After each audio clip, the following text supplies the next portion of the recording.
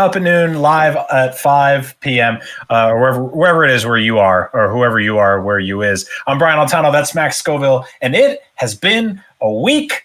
I don't know how or no, why. No, it hasn't. No, it has not. It's Thursday. It has not been a week. It's been 80% of a week. Like, we haven't even had a whole week. But no one notices. We made a show called Up at Noon that goes up at 5, and people are like, it's fine. And we're like, it's on Fridays, happy hour. They're like, it's Thursdays. Everyone drinks earlier now. So who cares? There are no rules. How's it going, man? You don't think it's been a week? Like a little bit of a week? Not like a whole week, but like a week? Like, you know what I mean? Like, it's been a week. Like a week so far. Like, the whole week has been a lot, is what I'm saying. Not that the whole week is done and wahoo, we made it, but that everything that's happened up until this point has been a lot. You know what I'm saying? Yeah, no, that's a fair point. I don't even remember what happened this week. I don't, most weeks I don't. It's just, what do you even do? Like, there's always things happening, and there's so much of it. There's so many things. Was this a short week? It's Thursday. No, but like, what was it? Was this a full, like, all full? I'm not going to work tomorrow. I don't know what that means. I haven't gone to work in 3 months. I'm not like, I was like, I'm going to take tomorrow off. And then I still got a bunch of calendar invites, and I'm just going to quietly walk away from my computer and, I don't know, go in the other room. Maybe I don't like, I'm going to go stand outside and look at the sky. I don't what do you do anymore? Like, a couple of years ago on like, it was like a Black Friday sale, I bought it was like a 10-person tent, and I realized I don't have any space for it, and I gave it to you, and I don't think you've opened it either, but you could do something. You could do that. You could open that up and do. I could do that. Yeah. No, I've considered that. My wife is like, we don't know 10 people. How are we going to put in that tent? That's a big. You shouldn't have a 10-person. 10 people in one tent is too many people in a tent in 2020. That's not a. Bruce Wayne and Alfred lived in a mansion together. Didn't have that was basically a 200-person tent, and it was just 2 people in there. I think they did great.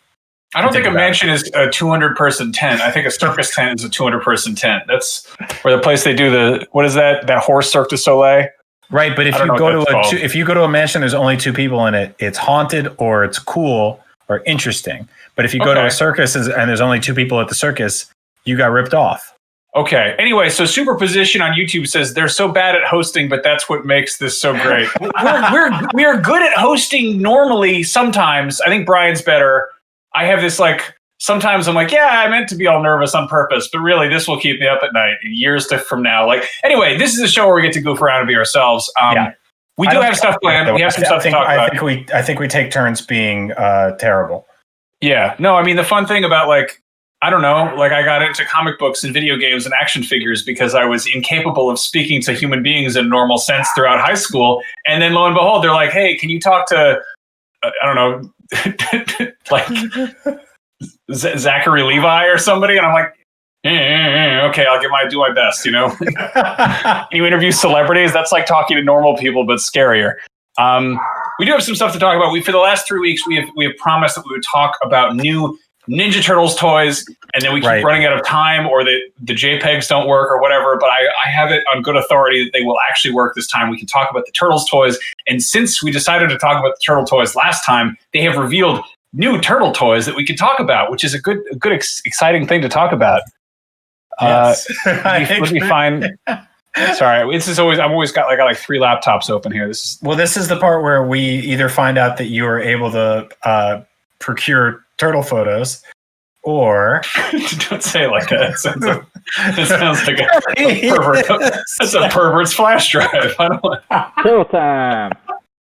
All right, boys and girls, it's turtle time. It is turtle time, indeed. So the thing we're going to talk about for weeks on end. Super 7 are good friends who make wonderful toys. They're a bunch of old nerds who they make T-shirts and action figures and all sorts of good stuff. They have been doing what they call the Ultimate Ninja Turtles line, and they are on Wave 3 already. They have put out these. I think these are available for purchase now or pre-order or something like that. What I love about this, though, is that they're not doing, like, you'd think if you're going to do a Ninja Turtles line, you would open up and be like, first 4 figures are the Turtles and, like, maybe Shredder. They're like, first wave has, like, 2 turtles, and then a bunch of there are 3 waves in. They've already done Mutagen Man, so I figured we'd do like a quick kind of crash course on this wonderful line of action figures based on, weirder Ninja Turtles characters for brain damaged people like ourselves. Yeah. Now, if you've been watching the show for a while, you might have heard us describe these toys in great detail last year, like an old timey radio show. This week, we have technological advancements. We have JPEGs, ladies and gentlemen. That's right, baby. We got the JPEGs. We do. I wish I knew it. I don't know what JPEG stands for. I think I should know that. John Peter Inglehouse Gary. Jonathan's picture engine graphics. Anyway, here's Michelangelo. This is the one that should totally hit my nostalgia bone the hardest because this is the first Ninja Turtle toy I had. I still to this day do not understand. Like, I was young. I think I might have been still in preschool, maybe kindergarten. And my mom came home and she's like, "Take this. It's important." And I was like, "What is it?" She's like, "I don't know. It's like a turtle who fights crime or something. Like, here it is." And I was like, all right, my first action figure. Here we go. So let's unpack this a little bit. There's a lot going on. Obviously, he comes with tons of accessories in the sort of beige, orangish auburn weapon rack thing that you can pop out. But the color you're looking for is Brax Caramel. It's that exact color that all of the Ninja Turtle accessories were made out of. Exactly. Also known as like lighter milk dud. So he comes with a bunch of nunchucks that have like an actual, looks like an actual chain on them now, but he also comes with his shell phone. I want to dig into the most iconic thing here is the pizza box, which I will say good on them for ordering a good topping such as pepperoni and not like yogurt and blueberries. But there's been a problem, as you can see, because some of the cheese has been stuck to the top of the box and one of the pepperuchas has fallen off, which is definitely a big problem. Do you know why that is? Because he's on the move, man. He's skateboarding. No. He lives in the sewer, and the way they deliver the pizza in the sewer is they have to put the box sideways and slide it through the storm drain. That is true. That is a huge problem. Pizza boxes were designed for gigantic Victorian mailbox slots for back when letters were much bigger, and they had to slide the entire pizza through there. And since then, mailbox holes have gotten a lot smaller, and the pizzas have stayed the same size. He also comes with his shell phone, which is a cell phone, but it's shaped like his body, his back, and then an alternate head where I think he's. I don't like that head. I think that's meant to look like the classic toy, which was all the original Playmates figures where they were like, they just looked like really upset. And the show, they're like ordering pizza and having a good time and like skateboarding, and then the action figures, they were all just like, I don't know, having colonoscopies. They were like. Like, I remember as a kid trying to like recreate that face where your teeth are shown on both sides, but your lips are in the center. Jinpei05 on YouTube says the alternate head looks like it's high on crack. He's right. It's either that or he's, relieving himself in some way. Anyway, so Michelangelo, it's a turtle figure. You get it. Moving on here a little bit. This is it in the box. You get it. It's a packaged action figure. They got like a nice window box. Super 7 has done this also with Thundercats and Masters of the Universe, and I hope they continue kind of grabbing little licenses and making their own like collector grade figures in different dumb 90s and 80s things for adults with brain damage like us. This is the one that I'm really excited about. This is Metalhead, who's a robot Ninja Turtle, which is so stupid on so many levels, and I'm so excited about this. The one question I have about this action figure, the original toy had this thing where he had this like clear plastic like prism in the back of his head, and if you held him up to the light, his eyes would light up, not because they had a battery in them, but because the light would pass through, and it was magical because you were 7 and you didn't understand how anything worked. And his entire torso was vac metalized, so it looked like it was made of actual metal. And then, he's got a bunch of other. He's got like a weird. I don't even know what that thing was. That drill thing that looks like a helicopter. I think it was like supposed to be automatic nunchucks, and he would hold it by the center, and it was like it would spin around. Yeah. And he had like a TV radar backpack. God, I love this. Yeah, the TV radar backpack's awesome because it looks like a bootleg Coleco or some shit, and he's got his like weird robot knee pads. Look at his. It's such a good design. Like that color scheme is just really. Anyway, this one. He's just like this. He's like, yeah. And then also like I saw some like old clips of Ninja Turtles, and like he's like 8 feet tall, which is really weird. Like he's taller than everyone else, which you think of him as being like, oh, he's like the same size as the normal turtles, but no, he's like 8 feet tall. Anyway, let's get through this faster because we're weird. Here's Rocksteady, who's another one that I had as a kid. This is weird. These are all toys that I had. I was always one of those kids who would get like, I never had all the turtles. I never had like all the basic ones. I never had Bebop and Rocksteady. I always had Rocksteady, and then it was. You were saying before that like the whole thing about Super 7 that's interesting is that they didn't just go all 4 turtles and then a bunch of villains and stuff like that. So I think my theory is that they're basically leaning into the way that we collected toys, which is like you show up at the store and you can only get what you can get, and that's what's available there. Because the original Turtles, like they launched with just the 4 turtles and basically just a couple extras, and characters like April were like pretty rare to get, and same with Shredder. But yeah, this Rocksteady is awesome. Once again, a sort of glow up of the original design. I love this so much. I love that he comes with that city sewer manhole cover.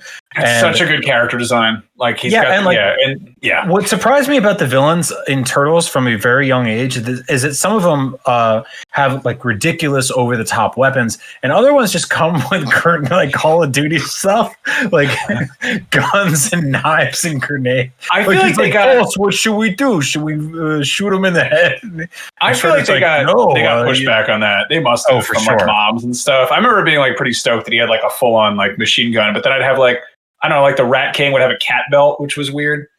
Here's April with her camcorder. Also, like even April had a gun, which is weird because she never used a gun in the show. She's like a reporter. Like she just, she had a press pass. Yes, Cameron Kennedy on YouTube says, "Did the pieces come stuck together?" And it's like, I think there's some that are painted, and I think there are others that are like sort of part of the weapon rack. It's tough to tell.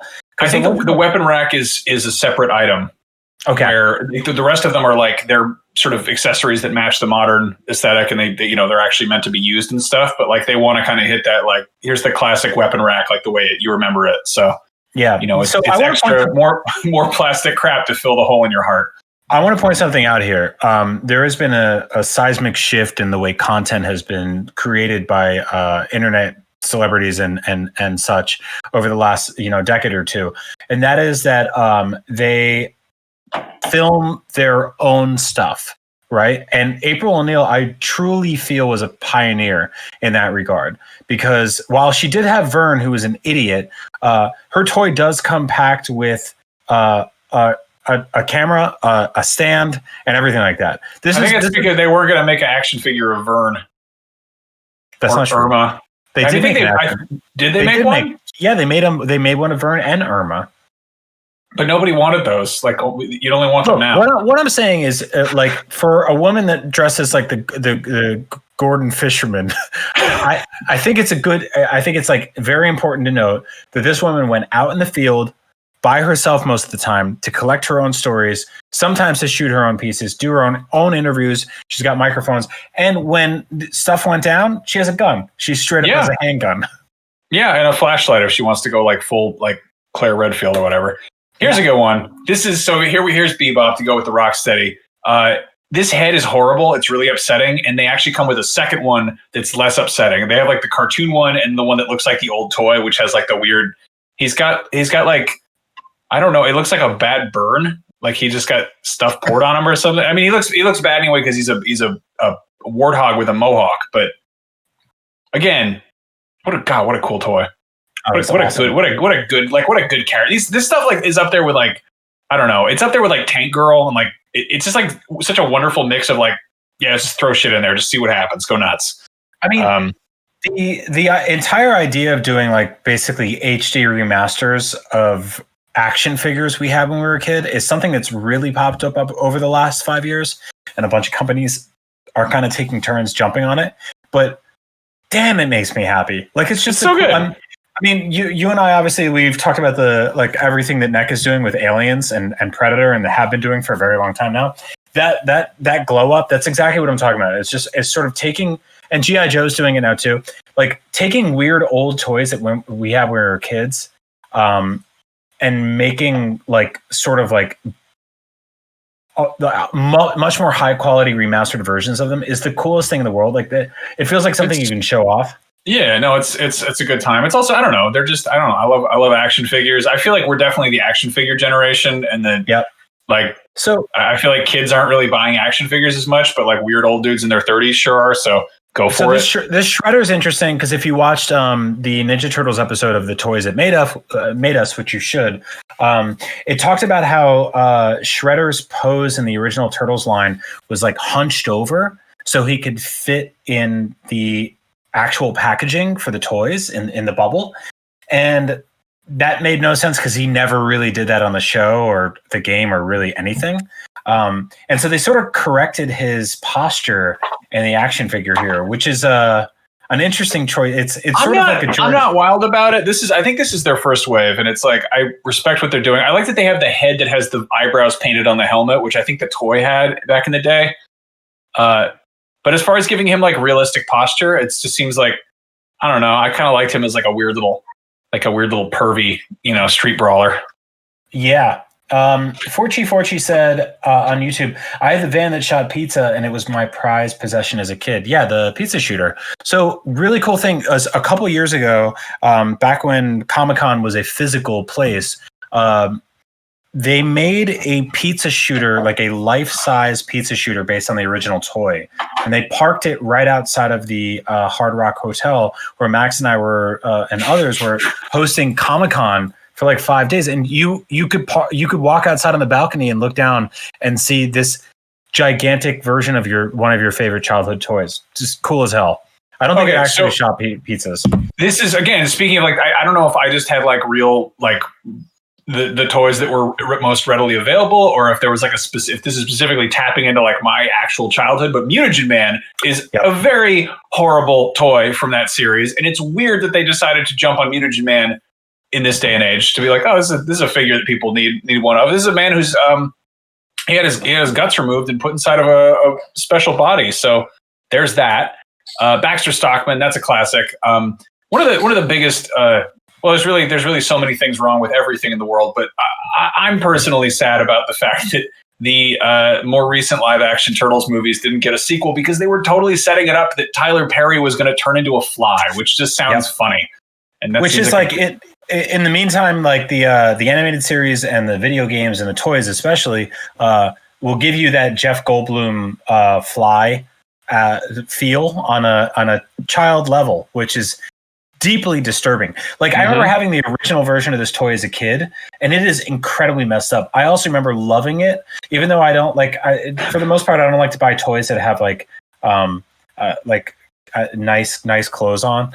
You know, like like Baxter Stockman is wearing like a lab coat. That's boring to me. That's not an action figure. But he comes with a Mauser, and Mausers are fun. You know, they're robot mouse dogs that attack. Yeah, and so that's great. Okay, well, so shifting gears here, speaking of you don't want to buy toys with nice clothes on. Well, I've got some bad news for you because there are some new Turtles toys that are coming out by way of NECA. NECA tends to make the more realistic figures. They are doing some cartoony figures. They have their various lines of kind of animated series Turtles and some stuff based on the games. But for the most part, they have been focusing on the live action version. You might remember the Ninja Turtles coming out of their shell tour, Brian. Yeah. I don't remember this at all. Can you tell me a little bit about what, like, I know what it is, but like, just break it down for me. So I will do my best, but at the height of Turtle Power, there was basically a movement to figure out, and the height of a lot of 80s and 90s things, there was a movement to figure out how to make a sort of eventized live version of that. And if you were super big, you could go to On Ice, which means you could take over the Meadowlands in New Jersey for 8 months, and you could do a Disney movie. Smaller scale things like Double Dare did like sort of like eventized game show versions where they were like scrunched down. The coming out of their shells tour was a confusing, bizarre concept. Was this before or after the movies? I believe this was after the first live action movie. Okay. And so this was them basically trying to cash in on getting a bunch of kids into a crowd to pay a bunch of money or have their parents pay a bunch of money to watch the Ninja Turtles live. But doing a Ninja Turtles episode live is basically impossible because you need an entire New York set and you need villains and you need, kung fu, and no one could do all that. And they also played like fake instruments and stuff. I think you can watch the whole thing I think it's on YouTube, probably illegally, but who cares? Anyway, the point of the story is that NECA is doing a Comic-Con edition. I love that you're like, this was a thing that happened in the 90s to try to get people into a building to pay money. Anyway, those people are now adults, and Comic-Con exclusives are still happening even if Comic-Con isn't. NECA is doing this Coming Out of Their Shells Tour edition series of action figures, which all come in a big box. How does this work exactly? I think that there's going to be weird stuff where during the days when Comic-Con would normally take place, IGN is going to be doing a bunch of streaming and stuff along with this, but a bunch of companies are going to be doing like timed exclusive sales, which is weird. The good news is if you don't want to jump on that, I think these are also going to be sold at Target, both online and in physical stores. So when you're like, oh no, we're out of detergent, we got to go to Target. And then we're also like, we got to go behind where the Blu-rays are, where there's that secret section full of collectibles. By the way, they sell Gundams now. I found that out. That's good news at your local Target. But so anyway, they're doing this. It's $125 for the Coming Out of Their Shells box set. They come with the all. I don't even understand this. I think they had a fake pizza that they would throw around because it was unsanitary to just. They had a foam pizza that they would eat. I saw this live. Like I went to this show, which is insane. I love the turtles. I've warmed up to Kiss. I hate this so much on so many levels. Yeah, I mean there was definitely this is such a distant, gigantic departure from the original sketches from Eastman and Laird, right? Or you know what they look like? Comics. They all look like Patrick Bateman as turtles. Like they're all wearing running shoes and headphones, but they're like ass naked otherwise. This is horrible. Dude, I'm with you, but also like jean jackets with the giant like box art in the back. That's kind of awesome. And so people mostly remember this from being a VHS and a cassette. Like it wasn't just a live show. So like in case you weren't lucky enough to live in one of the towns where these like amphibian perverts would show up wearing Keds, you could also own the home video. And if you were at peak Turtle Mania or Turtle Power or whatever it was, you did that. You bought it, and so these toys are bizarre. It's definitely part of this sort of like derelict collector's corner of like, okay, this is not from the cartoon, it's not from the video game or from the movies, but they've done it all by now, and so this is NECA just kind of flexing, like it's them being like they know what they're doing, they get it, and I love them for that, honestly. Like, and the fact that this is like a limited run, like it's. You won't be able to this won't be the kind of thing that's going to be readily available.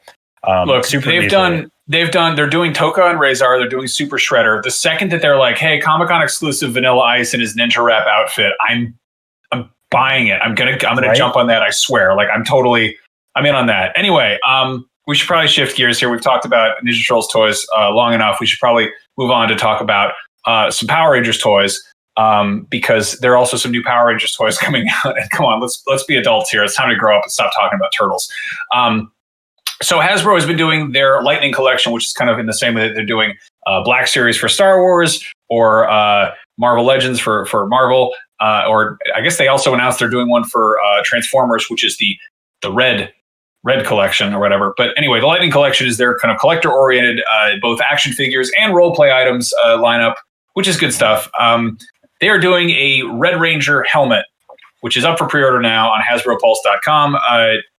This is exactly what it looks like. It's a helmet that adults can put on. I have a Boba Fett one kicking around here somewhere. There's one right behind me right now.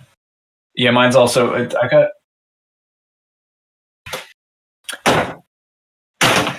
Well, I will say that the cool thing about this new craze of basically building 1-to-1 scale helmets that are like toyetic and like consumer level is that they make really, really awesome display pieces. Like, I'll put it this way. I think action figures are fantastic, and I'm less in love with busts. Like the idea of like sort of like lobbing off a character right here and moving on up. But I feel like these like high quality helmets are somewhere in between having an action figure, being an action figure, and having a display piece. I also like that you can totally be like, this is an ironic thing. Like I want this. Like I want to have this, and I kind of want my wife to come home and find me just like playing video games wearing a Power Rangers helmet and just be like, what the hell is wrong with you? Like, get your life together. And I'm just like, no time for that. I'm just trying to be more phenomenal over here. My favorite thing about this, here's the packaging. It has some kind of, I think it lights up or something or makes noises. It probably goes like beep, beep, beep, beep, beep, beep. But in the corner, it just says 18 plus. It's kind of hard to see, but I love that they're just straight up like, no, this is not for children. This is an adult's Power Rangers helmet. This is like, they put the number and then plus sign of 18 plus on porno. Like, that's a thing that they put on like cigarettes, voting booths, I guess places where you sign up to join the military. But like a Power Rangers helmet that says 18 plus on it is just so like, everything has gone sideways, and we're in a. Can you do me a favor? Can we stay on this picture of the Power Rangers packaging and the helmet next to it? I want to point something out. As a helmet, I think this is one of the like kind of coolest, most iconic things of all time. It's like equal parts motorcycle helmet and like ninja with like a dash of Akira. As a dinosaur, that is the dumbest face a dinosaur can make. I'm so glad you brought this up. I had the same thought earlier. Yeah. Here, let's back it up. Look at this, because it looks like it's just eating his head slowly. Like he's just like, it's a dinosaur. It's a T-Rex with like a huge nose, smiling. But he also doesn't. I want to do front. The reverse of this, where I want like a human man who's just going like. And then I want like a dinosaur peeking out from between his teeth. Just being like, get me out of here. Anyway. But dude, I was going to say real quick. I remember, so I'm like, my youngest brother's 8 years younger than me. And so he was trick-or-treating during like peak Power Rangers craze. And I remember like all of his friends showed up and every single one of them was either the White Ranger, the Green Ranger, or the Red Ranger, but there was like 11 Red Rangers. It was sort of like the same with the Turtles, right? Where it's like everyone loved Michelangelo, and then like a couple others liked others. And Raph, like I was like, I like Raph, and people were like, oh, he's mean and sarcastic, and I was like, yeah, and he's depressed and he's Some cool. would say he's cool but crude. Yeah, exactly. And so it's very awesome to see the Red Ranger fully realize like this. I hope they do the rest of the lineup, because I think that like. There's going to be an awesome effect if you have all of these helmets all lined up, like on a bar. It'll be amazing. I think it'll be a cool minute before they do all of them. They most recently did the Green Ranger's flute, but I mean, this is again, it's like an $80 helmet. It's also like very significantly cheaper than some of the Star Wars stuff they're doing, by the way. Yeah, that's true. I mean, the Star Wars stuff here. I'll get the Boba Fett down. The reason I didn't get the Boba Fett down is that it was, for whatever reason, it was propping up these Robin Hood Prince of Thieves action figures that my friend gave me. Look, we've all had that problem. It's just, I don't know why. Like, this is a Morgan Freeman action. I don't know why these are here. Sound off in the comments below if your Boba Fett helmet is propping up vintage Robin Hood Prince of Thieves action figures. I went up to get the helmet, and then I was like, oh no, there those are. I was looking for them. What are they doing there? It's garbage that we never got Robin Hood Men in Tights action figures. And also, this is total tangent. I was on Etsy the other day after like a few drinks, and I found out that they did an extremely limited run of Spaceballs action figures based on the ones you see in the film. They were actually like available to purchase for a minute and then just like dipped out. Did you know that? I don't think I did know that. Who made them? Was it like a? It was like some weird, bizarre third-party company. Huh. Yeah, there's so many things that don't have action figures. There's a lot of stuff that does have action figures, but there's like, I feel like there's a lot of things that like Funko scooped up for Pops that doesn't have just straightforward action figures. And I'm just like, come on, just make the action figures. Anyway, we'll have tons more action figure talk to come. Comic-Con is always a great time when a lot of companies come out and show off the stuff that they have in the works, or they, drop really weird exclusive based on just mildly offensive, children's stage performances from the 90s. It's bizarre. We're all stuck at home and we can't go anywhere, and I kind of hate it. But the whole world is like that, even if they aren't as reckless as our country is currently. And last week we talked about some interesting opportunities that you can have as a sports fan, especially if you love the Oakland A's, to get essentially like a cardboard effigy of yourself planted in the crowd. Japan, as always, is light years ahead of the rest of the world, and they have an interesting idea for how to pack the crowds, or specifically the cheerleaders, at baseball games. Max, what is going on? Okay, so basically, they decided to populate the cheerleading side of things with robots. They got a bunch of robots together, and they have them in the crowds, and they're dancing. And the thing that blows my mind about this is there's an old Super Nintendo game called Super Baseball 2020, which has robots playing baseball. And I remember, oh God, see, I'm so tired of the Boston Dynamics dog things getting over-sexualized, and Japan is just really pushing it. Look at these little guys here. This is just nonsense. Yeah. These ones with like the iPads on their chests, this is one of those things where you look at it on a video and you're like, oh, like, that's crazy old Japan up to no good again, doing their usual silly, weirdness. If you go to Japan, those robots they're not everywhere, but they're around. Like you see them. People use them to like promote sales. Like they'll be standing outside of a restaurant being like in Japanese, I assume, being like, come inside, please come and have the food at the restaurant. We had one here in the mall in San Francisco for a while. Did you know that? I didn't know that. Yeah, there was one that said basically on the first floor of the mall, and you would come in and he would be like, ask me a question about the mall and I will tell you how to get wherever you want to go. This is the team here is what's it called? The SoftBank Hawks. And I dug into this a little bit. SoftBank owns Boston Dynamics.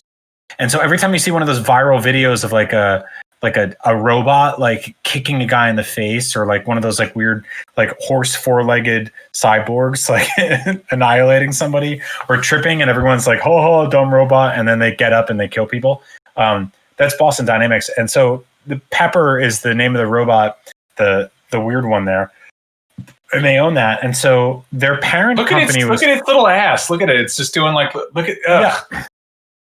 They're wearing baseball caps. I see it. I thought they were wearing like yacht caps, like they were in a Van Halen video or something. A couple weird things to unpack here. Obviously, the SoftBank Hawks have a leg up because they are owned by the parent company that makes robots.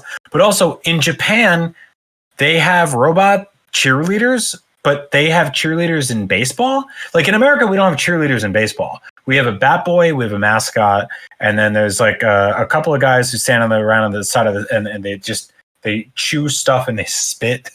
Like that's we don't have there's no cheerleaders in baseball. Okay, we can't show this. This is too sexy. Look at them all. I'd also love to find out that one of like if they had a contest and they were like, which of the robots is actually a man in a costume? I feel like that could be a thing that would actually make me watch baseball. If they're like, if you could pick it out, like we got an interpretive dancer who can like pop and lock it like no other. Yeah. One of these guys is an actual man who's got an Amazon Kindle taped to his shirt. Like, let's see.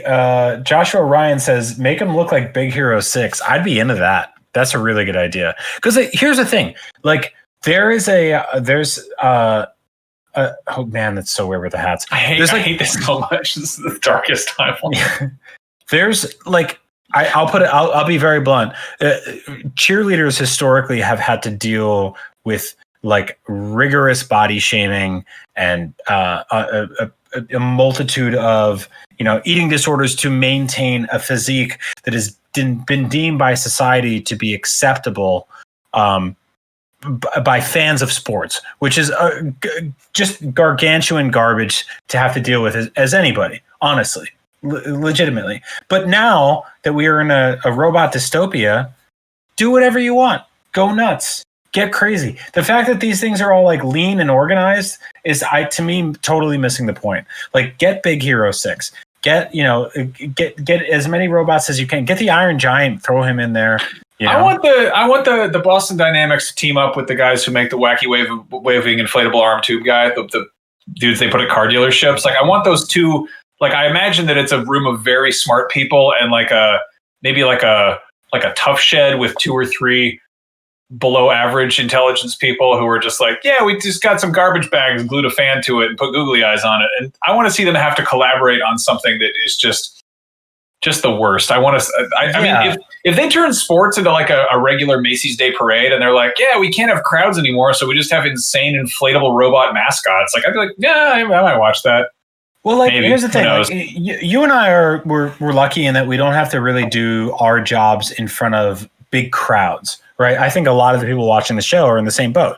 Like, very, very few people have to perform constantly in front of big live crowds, and so I'm wondering, for baseball players in Japan, is this helping or hurting? Like, if you're in the middle of you're down by 2 runs and bottom of the 9th and bases loaded or whatever, and you look up and they're just like, yes, I want to move my arms. I can't imagine that they respond to how the team is doing. I feel like they just kind of keep gyrating at the same exact rhythm for the entirety of the game. This is horrible. Can we talk about something else? Yes. Let's talk about something else that is deeply embedded in Japanese culture, but also coming to your home sooner than you think. Ghost of Tsushima is a game that Max and I are both playing right now. Because of embargoes, we cannot talk about it, but we will be able to do that very soon. Just recorded a review discussion podcast for Podcast Beyond and video, so check that out very soon. I think but in the meantime, stop showing the robot video. Get that out of here. Thank you. Much better. Let's get some Kurosawa in here. Class it up. There we go. No, so I think the official review goes up on Tuesday, I believe. Yes. So you'll find out more then. But in the meantime, we can talk about samurai movies. Yeah, and so Sucker Punch has been essentially bookending the console generation on PlayStation with Infamous Second Son, which was one of the first and most high-quality launch games to come around at the time, to now Ghost of Tsushima, which is, I believe, like one of the last big first-party games launching on PS4 before we move into the next generation this fall. This is a game that is deeply indebted to samurai movies and feudal Japan and a bunch of other sort of like iconic cinematic things that have basically pillared and leveraged themselves to be part of our culture for a very long time. And this is a game that officially, having now announced this the other day, has something called Kurosawa Mode. And Kurosawa Mode allows you to drop the entire game to black and white. And they did an interview recently saying that it's basically they dug into the research on the actual colors that would go into something like that. They talked to Kurosawa's family, got the stamp of approval and all that. And so this is obviously a movie or a game that is deeply indebted to samurai movies and such. And so we put together a quick list of movies that if you're dying and you cannot wait anymore for this new game to come out and you just want to marathon through a bunch of stuff, here are a bunch of awesome films to watch as you get hyped for Ghost of Tsushima, as you should be. So let's start. Yeah, let's start things out. Seven Samurai is, I think it's safe to say, this is Kurosawa's magnum opus. This is, it has been remade in many different ways. It is sort of a weird prototype for the Magnificent Seven, the Western. A lot of Kurosawa's movies got kind of repurposed as Westerns. I think the Dirty Dozen has a little bit to do with that too. But basically, it's a village is being hassled by bandits, and so they get together, kind of a ragtag group of badass samurai. This is an epic. This is an incredibly awesome, stunning, very long movie. So if you're not fully up to like jumping into a 3-hour movie, this might not be your best starting point. But however, it is a classic, and everyone should watch it at some point. I would say the star of the movie, Toshiro Mifune, who is in most of Kurosawa's movies. He doesn't really play a hero type, and it's very interesting to see how he comes into play. But he also appears in another of Kurosawa's famous movies. This is the one that I think is a good starting point for anybody, which is Yojimbo. Yojimbo is this was the prototype for The Good, the Bad, and the Ugly. It was Fistful of Dollars. It is about a swordsman who rolls into this town that is just overrun by bandits. There's just bad guys on both sides of it, and he pits them against each other. That's like, it's so good. I'll point out too, a bunch of these are on HBO Max, which is a weirdly beefed up version of the HBO that you're probably stealing from your parents right now. but yeah, it's worth digging into if you want to grab a free month. You can probably do that and marathon through a bunch of these. Next up is Throne of Blood. What was that? I don't know. Is it beeping? It's the alarm. Is it your alarm? I think so. It's none of us. Huh. We'll figure it out. Anyway.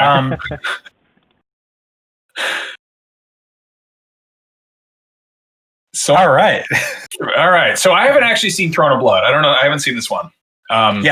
So this is basically another Kurosawa movie. It came out in 1957, I think.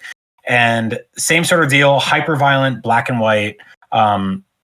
It's basically about a ghost that can tell you what's going to happen to you next. And it turns into this entire just like a super violent killing spree, which is great. Yeah. Okay. And so that's also on HBO Max, so you can check that out. A cool thing about Ghost of Tsushima is that they added a lot of the sort of vintage film grain to the Kurosawa mode, and so you can get that vibe. And there's also horseback riding in this movie, so I do recommend you dig into that a little bit and figure stuff out and check out everything you can before this game comes out. Yeah. Now, shifting gears, an iconic sort of samurai manga is Lone Wolf and Cub, which was hugely inspirational to everything from Logan to The Mandalorian. This was a huge influence on Frank Miller, who went on to make some of the best comics ever. It has been turned into a handful of movies, which are, I would say, not like cinematic masterpieces, but still awesome. It is very it's definitely kind of campy. I think there's a Criterion collection of all of them. It is the dude who plays the titular Lone Wolf is I forget the guy's name, but he's kind of wonderfully frumpy. He kind of reminds me of Steven Seagal. He doesn't look like a straight badass. He kind of he sort of looks like a dad, which works given that he's basically taking this kid around through. It's oh god, it's so violent, it's so good. I love this movie. Next up is Shogun Assassin, which so I looked into this. Shogun Assassin is cobbled together from different scenes from the Lone Wolf and Cub movies. Yeah. So but the reason I want to shout this one out specifically is because I'm a huge Wu-Tang fan, and this was sampled by not only Liquid Swords but Quentin Tarantino on Kill Bill Volume 2, which had additional music scoring from RZA, who produced Liquid Swords.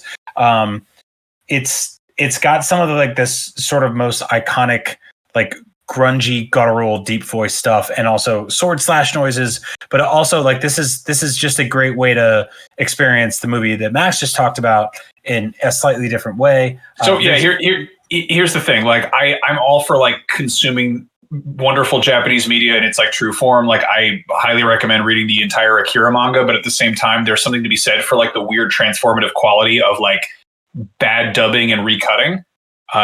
And I think watching something that, watching 3 or 4 movies that get cut down to one movie that is dubbed over by people who kind of get it it's this bizarre kind of almost outsider art, which they turned a thing that's on a Criterion collection into a campy B movie.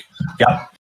Speaking of RZA, and not a samurai movie at all, really, but a movie about a fan of samurai movies, is Ghost Dog: The Way of the Samurai.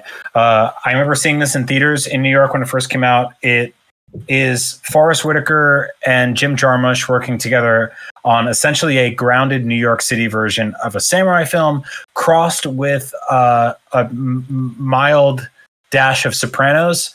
The music is entirely produced by RZA, a huge, sort of Shaw Brothers, grimy old kung fu movie fan.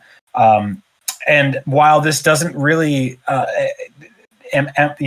amplify a ton of traditionally core samurai combat or themes and stuff like that, as you can see, Ghost Dog uses a gun.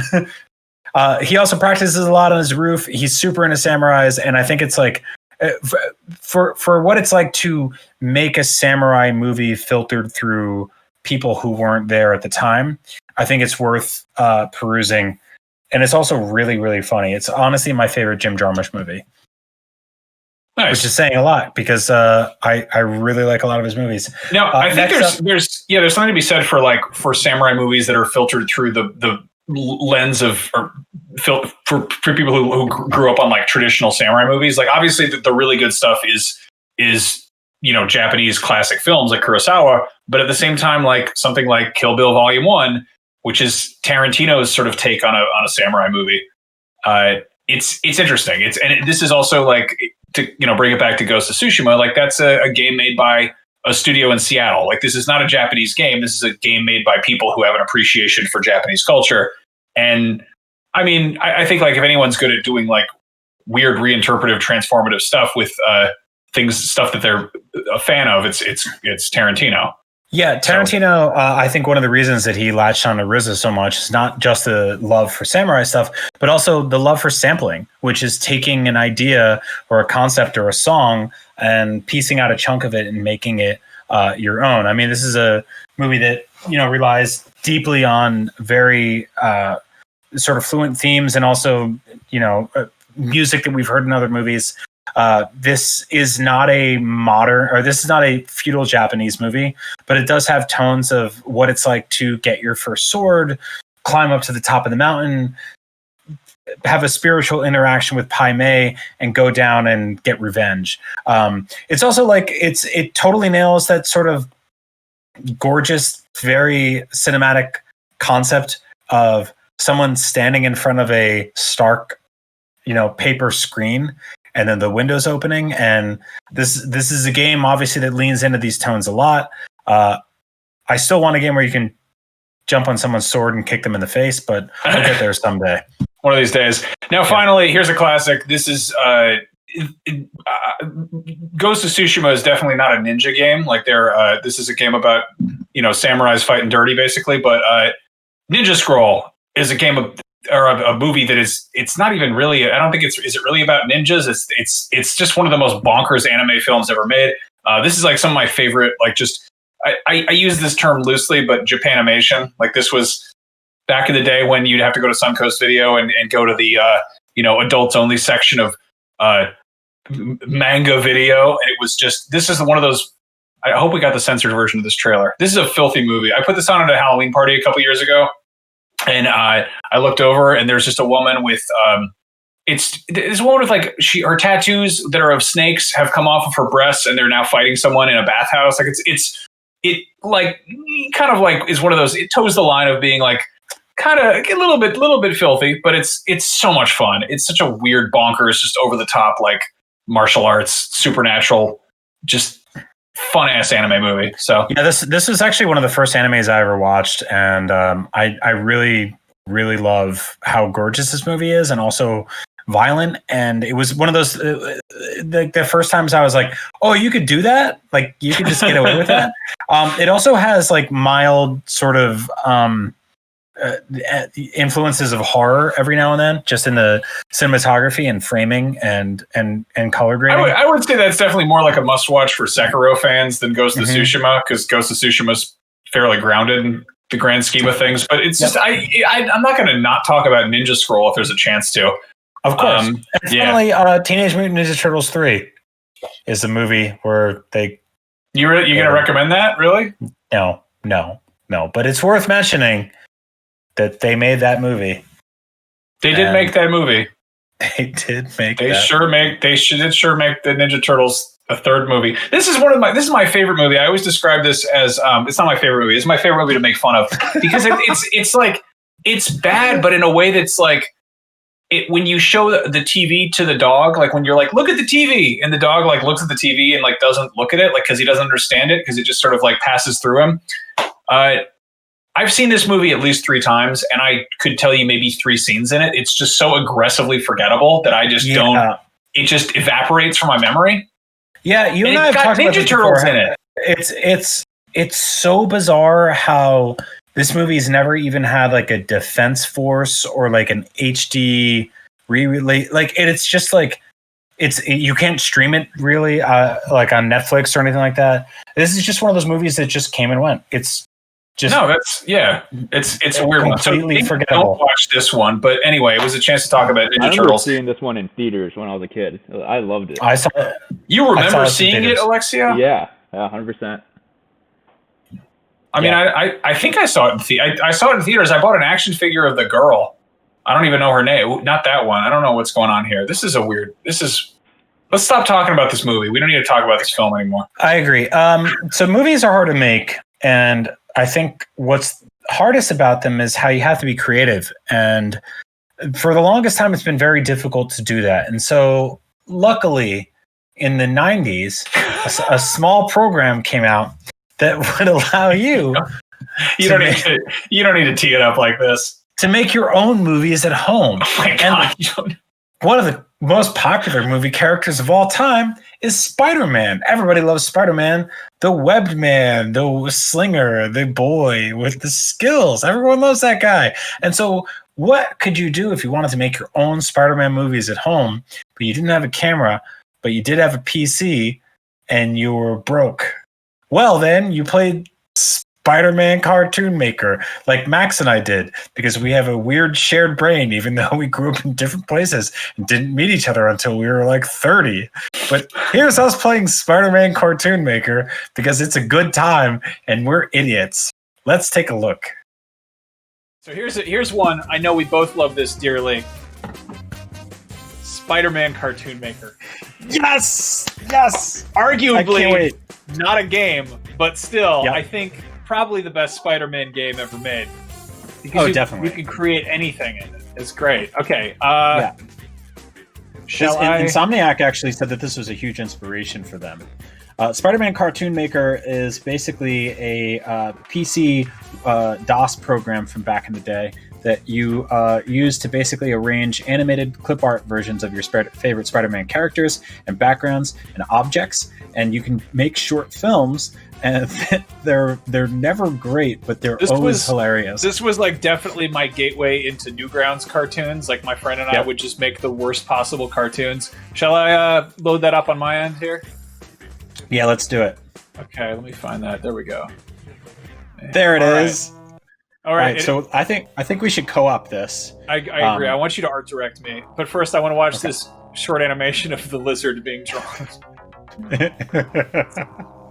Look at the mouse pointer as a spider. It's so good, Max.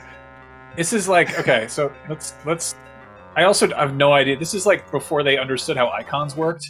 All right, where should our first scene take place, Brian? Well, let's head up into the upper left. We'll pick a setting. I think we should start with an establishing shot. Okay. Maybe like an external shot of a city or skyscraper, if you will, you know? How about a swamp? Okay, yeah, we can start with a swamp inspired by our friend the lizard. Yes, you just drop that anywhere.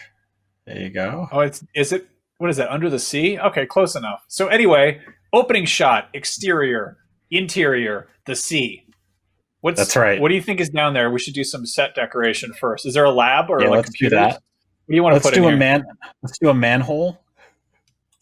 So that in case they ever want to drain the swamp. That's right. Okay, let's put it a couple just to be safe. There we go. And then, okay, no. Go back. Put some on the reeds. Also, I want to point out the cancel button in this game is just a thumbs down. I have bad news, Brian. You know what's under the sea in the manhole covers? Lots of toxic waste.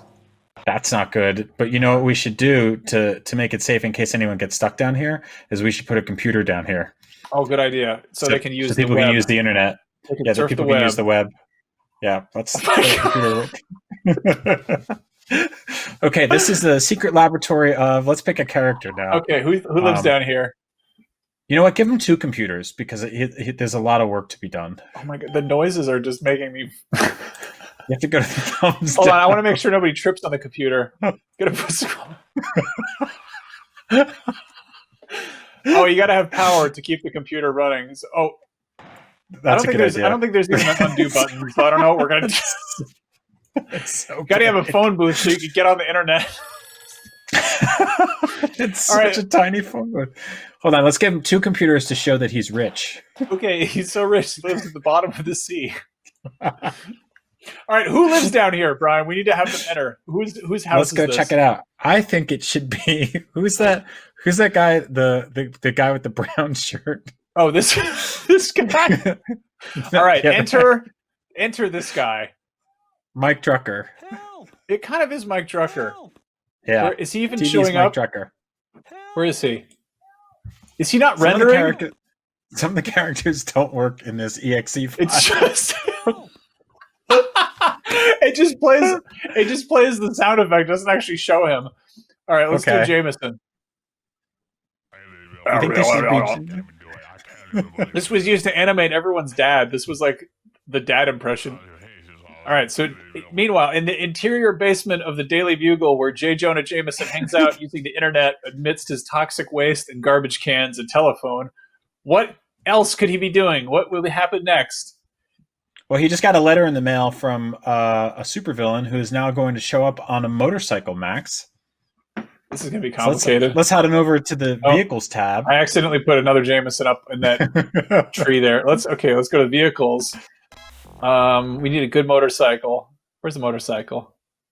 Can you not scroll down? Is there no motorcycle? Why is there a picture of a motorcycle? It's right but there there's... in the... Oh, I'm stupid. Wait, they had a different color one. Okay. And you can make it drive in. Oh, and no one's on it yet, but they're going to appear. Right okay, who's gonna? I think it should be the lizard. The lizard on the motorcycle. Okay. If he works.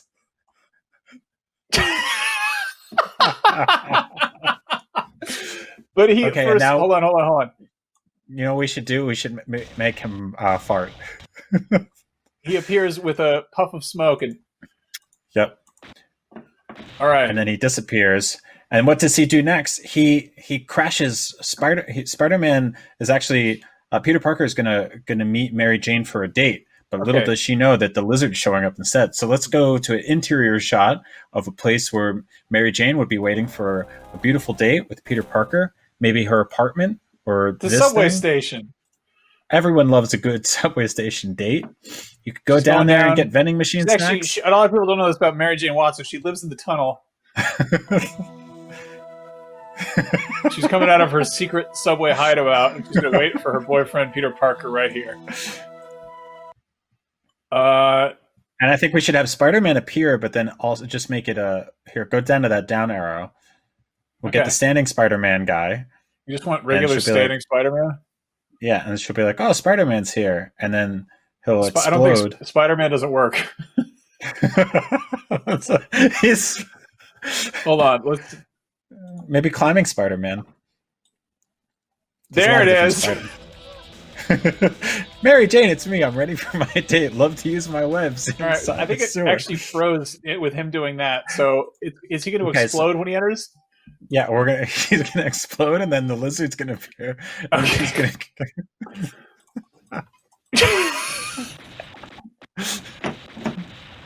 And then the lizard will show up, and then we're gonna have Mary Jane say something. Okay. Where's the lizard? Why is there loading for that? This game is terrible. I love it. Here he comes. The lizard doesn't work. It doesn't render him for some reason. I'll try a different lizard. And then she's going to say... She's going to say... what should she say? Is there speech bubbles? I think you have to draw one. That's not great. It's definitely not great. How do you make it... I don't even know if you can make it solid, but let's find out. Oh boy, this is a little bit different from Photoshop, which is what I usually use. That's a huge speech bubble. Can you fill it in? Very gradually. This might take a second. Oh, here we go. Can you make it bigger? Hold on. Just a second. I swear this will be done. This is actually how they made it into the Spider-Verse. A lot of people don't know that. They made that in this game. That is true. This is how they did Fantasia as well. What is she going to say? What is she going to say to the lizard? Keep in mind, there's no text tool, so I have to use. You have to use spray paint. What is all this? I think these are noisemaker brushes. I don't even know. Yeah. I think she should say, Wow.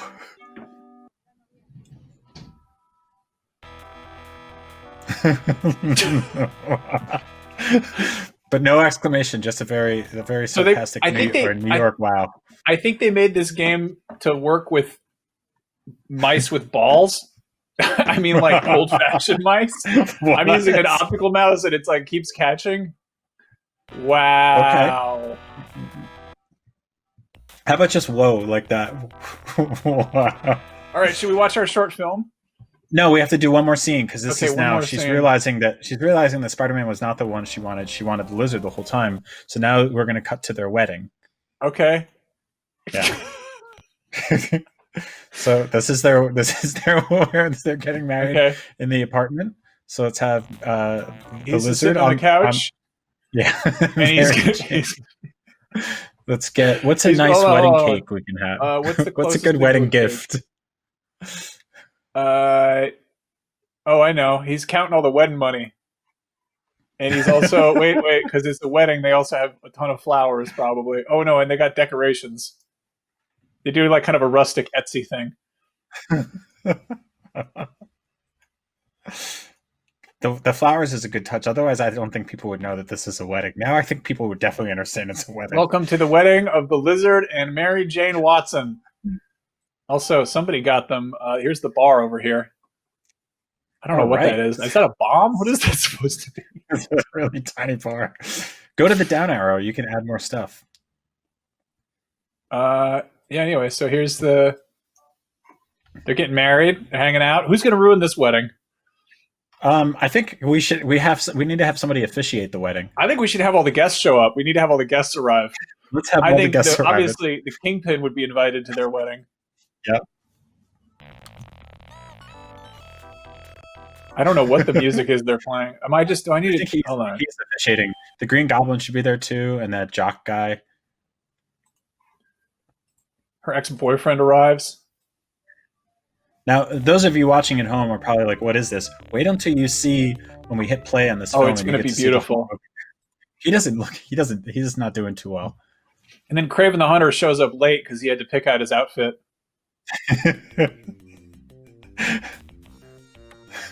He doesn't know where side he's supposed to sit on. He's like, oh, sorry, wait, I was over here. Just because I'm over on the bride's side. Sorry to interrupt everybody. I know it's rude to show up to a wedding. And then also...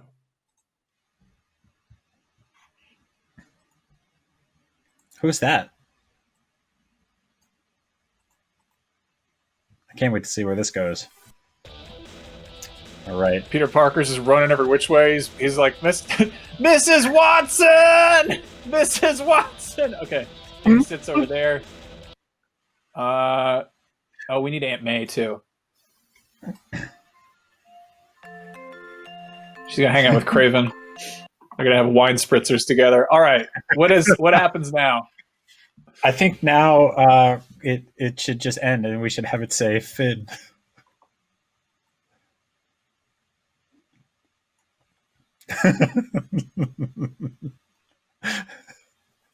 Like a French film.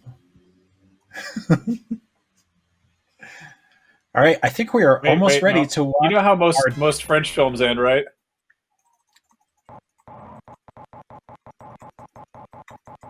That's right, clouds, and then a truck arrives to tell everyone that they can leave the movie. That's right. The film bursts into flames, and the truck arrives to take it into the garbage. Okay, it is now time to watch our short Spider-Man cartoon, Into the Spider-Verse 2.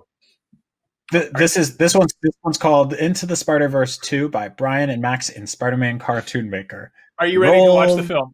All right, let's roll the film.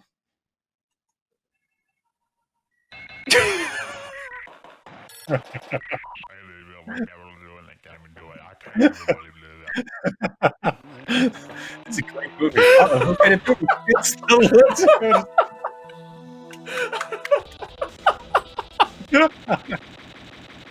Oh no! It's the lizard again.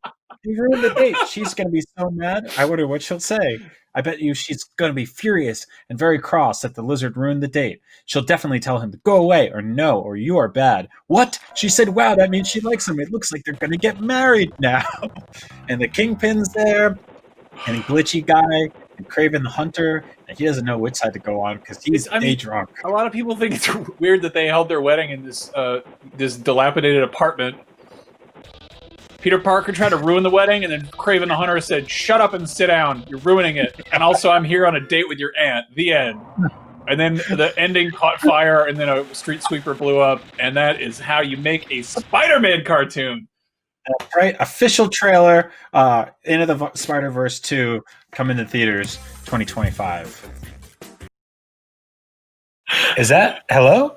Is this the Academy Awards? Oh, yeah, it is, Brian. Yeah, Max is here, too. You want to give us the Academy Award for the best short film of 2020? Oh, yeah, we're in. We'll take it. Thank you so much, and thank you to our friends at Spider-Man Cartoon Maker for helping us win this great award. Max, that was one of the dumbest videos we ever made in our entire lives. Oh, yeah. Oh, boy. I think we should do an entire Spider-Man Cartoon Maker channel where we just recreate famous movies on Spider-Man Cartoon Maker. Oh, man. God, I love that stupid... That busted ass piece of software was like that was like janky in 1997, and it's like it barely runs now. Half the characters you put down now just don't walk, or just literally like 8 of the Spider-Mans in Spider-Man Cartoon Maker don't work in Spider-Man. You just have to pick the standing one or the one that swings while kneeling. I just love that like the default while he moves around is just like this loop of bad electric guitar music. It's just so funny. Anyway, if you watching at home have a PC that can run anything, do what you can to try to get Spider-Man Cartoon Maker up and running. I think it's free because no one cares. It was an educational game from 1994, maybe? Yeah. It runs on Windows 3.1, but not on Windows 10. So do what you can to figure it out. You might need to get the DOS boot or boot disk. We got it working on a weird exe file that was super glitchy, but somehow still kind of made it work. Yeah. Anyway, so keep an eye out for that. But yeah, that was up at noon. Thank you for letting us put together this hodgepodge of idiocy for an hour this week. We did our best, and you did too. Thank you for joining us. We try to keep it pretty chill this week. Look at photos of the turtles and other men that they hang out with. And we will be back on next Friday. We'll be back at our usual time slot. And I think we have some very cool stuff in store, which I'm not sure if we're allowed to talk about yet, but it could be gameplay of an unreleased video game. Ooh. Ooh-wee. That's a big one. But you got to tune in to find out. We'll be back. That'll be 5 p.m. Pacific time on IGN on Friday.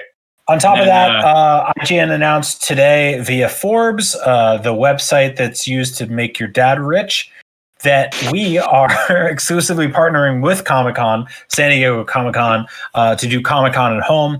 So we'll be doing tons of content out of that too. Max and I specifically will be making Up at Noon with a bunch of cool, Comic-Con collector stuff, and also doing interviews with interesting and fun people.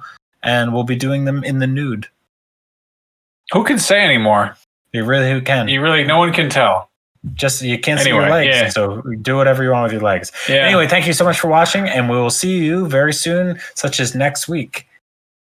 Bye. Happy birthday.